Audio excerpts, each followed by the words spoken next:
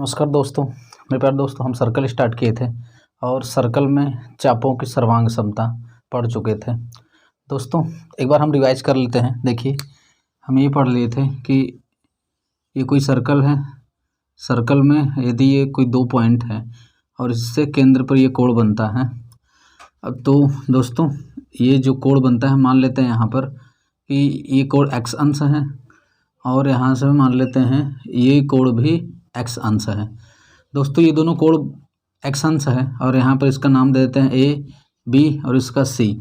तो यहाँ पर जो चाप देखिए ए बी, चाप ए बी और चाप बी सी, चाप ए बी अगर केंद्रीय कोण यानी इस चाप के द्वारा चाप ए बी के द्वारा केंद्र पर बना कोण चाप बी सी के द्वारा केंद्र पर बना कोण बराबर है, तो ये जो चाप है हम इन दोनों चाप को सर्वांग सम चाप बोलेंगे। दोस्तों ये हम पढ़ चुके थे कि कोई दो चाप सर्वांग सम तभी होता है जबकि उन दो चापों के द्वारा केंद्र पर बना कोण बराबर हो। तो ये चाप बराबर होता है और इससे हम यह भी पढ़ लिए थे कि यदि इन चापों को, ये जो चाप वाली ये जो बिंदु है, इन बिंदुओं को ऐसे मिला दें और ये जो जीवा बनती है और इसको भी इस तरीके से मिला दें, तो जीवा ए बी, जीवा बी सी ये दोनों आपस में बराबर हैं। दोस्तों ये दोनों आपस में बराबर कब होगा?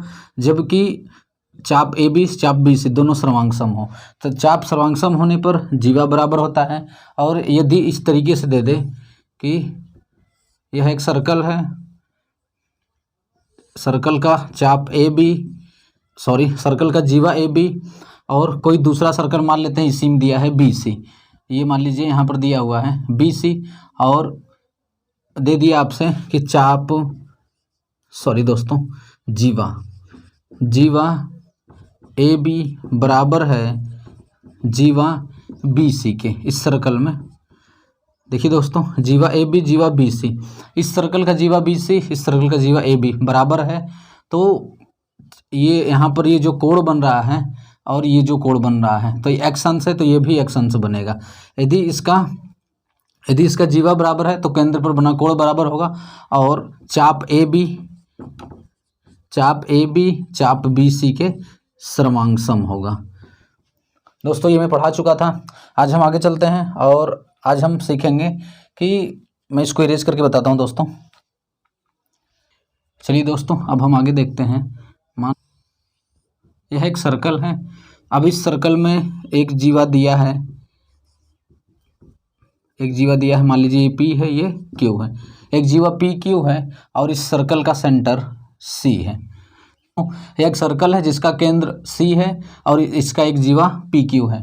दोस्तों अगर इस सर्कल के केंद्र से जीवा पी क्यू पर लंब डाल दें और मान लीजिए पी क्यू पर ये जो लंब डाला गया है यह बिंदु एम पर मिलता है। तो दोस्तों ये जो लंब डाला गया है इस जीवा को दो बराबर भागों में बांटता है, मतलब पी एम बराबर होगा एम क्यू के। दोस्तों मेरा कहने का मतलब ये है कि जब किसी सर्कल के केंद्र से किसी जीवा पर लंब डाला जाता है तो वह लंब जीवा को दो बराबर भागों में बांटता है। देखिए दोस्तों यहाँ पर मैं बताता हूँ। मान लीजिए यह कोई सर्कल है, यह इसका केंद्र है और ये जीवा है। मान लेते हैं यह ए है, ये बी है। जीवा की लंबाई दिया है, मान लीजिए 4 सेंटीमीटर दिया है। अब इसके सेंटर से मान लीजिए इसका सेंटर ओ है, सेंटर से इस पर लंब डाला जाता है। लंब का मतलब कि ये जो लाइन आ रही है इसके सेंटर से 90 अंश के कोण पर जाती है, तो यह जीवा को दो बराबर भागों पर काटती है। मान लीजिए यहाँ पर पॉइंट पी पर मिलता है ये, तो ए पी हमसे पूछ दिया कि ए पी की लंबाई बताइए, तो ए पी उस पूरी लंबाई की आधी हो जाएगी। मतलब 4 है तो 4 का आधा 4/2 यानी 2 सेंटीमीटर हो जाएगा। तो दोस्तों देखिए मैं यहाँ पर यही कहना चाह रहा हूँ कि किसी सर्कल के सेंटर से किसी जीवा पर डाला गया लंब जीवा को दो बराबर भागों में बांटते हैं। मतलब पी एम बराबर एम क्यू, ये दोनों आपस में क्या होगा? बराबर होगा। दोस्तों देखिए इसको कैसे प्रूफ करते हैं। इसको यहाँ से मिला देते हैं, पी सी को मिलाया और यहाँ से देखिए सी क्यू को मिला देते हैं। तो यहाँ पर दोस्तों अब देखिए दो त्रिभुज बनती हैं P C M. C P और सी क्यू को मिलाने पर दो त्रिभुज, हम इन दोनों त्रिभुजों को ले लेते हैं पी सी एम। यहाँ पर त्रिभुज पी सी एम तथा त्रिभुज ले सकते हो पहले क्यू से स्टार्ट करके क्यू सी एम, ये भी ले सकते हैं त्रिभुज क्यू सी एम लेने पर देखिए दोस्तों हमको क्या दिखाना है, पी एम बराबर एम क्यू दिखाना है। तो दोस्तों हम ये जो त्रिभुज लिए हैं पी सी एम और एम सी क्यू, इन दोनों त्रिभुज को यदि सर्वांगसम दिखा दें तो सर्वांगसम दिखा दें तो इसका क्या होगा, सभी साइड आपस में क्या हो जाएंगे, बराबर हो जाएंगे। और यह त्रिभुज का साइड है तो हम इसको सर्वांगसम दिखा देते हैं। तो देखिए दोस्तों त्रिभुज पी सी एम में यहाँ पर ये देखिए सी पी यानी पी सी बराबर होगा इस त्रिभुज में, देखिए सी क्यू सी एम में सी क्यू के बराबर होगा, सी क्यू के बराबर होगा। क्यों दोस्तों, यह त्रिज्या है, इस सर्कल की क्या होगी, त्रिज्या होगी। सेंटर के, इस सर्कल के सेंटर से वृत्त के किसी बिंदु पर मिलाने वाली रेखा क्या कहलाती है, इसकी त्रिज्या। तो सी पी सी क्यू के बराबर होगा क्योंकि यह त्रिज्या है और वृत्त की सभी त्रिज्याएं आपस में क्या होती हैं, बराबर होती हैं। और देखिए दोस्तों पी एम सी, कोण पी एम सी बराबर होगा कोण क्यू एम सी के, क्यू एम सी के। यह कितना होगा दोस्तों, 90 अंश, जो कि अभी इसमें दिया है कि इससे इस पर लंब डाला गया तो ये कितना होगा, 90 अंश, ये दिया था, दिया है। अब देखिए दोस्तों अब क्या होगा, एम सी यानी भुजा एम सी बराबर होगा भुजा एम सी के। दोस्तों ये दोनों त्रिभुज में उभयनिष्ठ है, क्या है ये, उभयनिष्ठ है, उभयनिष्ठ है।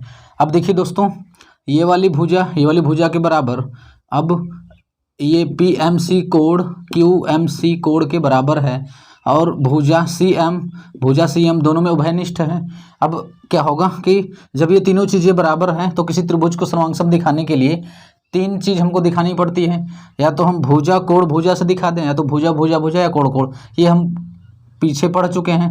तो देखिए दोस्तों अब क्या होगा कि त्रिभुज पी एम सी सर्वांगसम होगा त्रिभुज क्यू एम सी के। चलिए दोस्तों अब मैं इसके आगे इधर बता देता हूँ। देखिए दोस्तों अब क्या है कि जब ये तीनों चीज़ें यहाँ पर बराबर हो गया तो त्रिभुज, इसलिए त्रिभुज P M C P C M या तो P M C P C M, त्रिभुज पी सी एम त्रिभुज क्यू सी एम के सर्वांगसम होगा। ऐसा क्यों होगा दोस्तों, क्यों, कोण भुजा, दोस्तों भुजा कोण भुजा, जब किसी त्रिभुज, दो त्रिभुज की एक भुजा मतलब दो भुजा और एक कोण बराबर हो तो त्रिभुज क्या कहलाती है, सर्वांगसम कहलाती है, हमें पीछे पढ़ चुके हैं।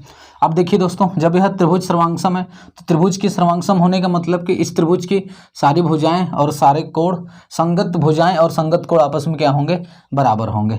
जब यह सर्वांगसम हो गया तब दोस्तों क्या होगा, त्रिभुज की सभी संगत भुजाएं बराबर होंगी। अब देखिए दोस्तों ये भुजा इस भुजा के बराबर, ये भुजा इसमें उभयनिष्ठ है तो पी एम एम क्यू के क्या होगा, बराबर होगा, इसलिए पी एम बराबर होगा एम क्यू के। यही हमको दिखाना था दोस्तों, देख लीजिए पी एम एम क्यू के क्या होगा, बराबर होगा, हमको यही सिद्ध करना था। अब चलिए दोस्तों इस पर हम क्वेश्चन लेकर के सॉल्व करते हैं। मैं इसको इरेज करता हूँ। चलिए दोस्तों देखिए यहाँ पर ये क्वेश्चन दिया हुआ है कि एक सर्कल है जिसका केंद्र O है, इसकी जीवा ए बी की लंबाई 8 सेंटीमीटर दिया है और इसका रेडियस ओ ए सेंटीमीटर दिया है। अब यहाँ पर क्वेश्चन पूछ रहा है ओ डी की लंबाई यानी इस पर, और यह बता रहा है कि यह परपेंडिकुलर यानी कि केंद्र से इस पर लंब डाला गया है, तो ओ डी की लंबाई पूछ रहा है। अब देखिए दोस्तों ओ डी की लंबाई पूछ रहा है तो अभी हम पढ़े हैं कि केंद्र से जीवा पर डाला गया लंब जीवा को दो बराबर भागों में बांटता है। इसका मतलब कि ए डी बराबर होगा डी बी के। अब देखिए दोस्तों ए डी डी बी के बराबर होगा और यह पूरा ए बी 8 सेंटीमीटर है, मतलब यह 8 का आधा यानी 4 सेंटीमीटर होगा। तो दोस्तों ए डी कितना होगा, 4 सेंटीमीटर होगा।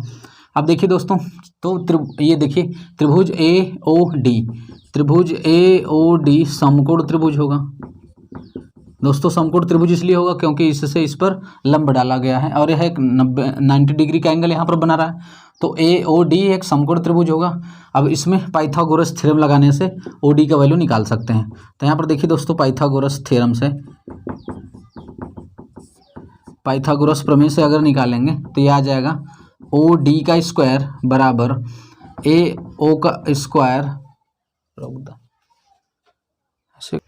चलिए दोस्तों, सॉरी यहाँ पर ये 3 नहीं 5 दिया हुआ है, ये कर्ण कितना है 5 है।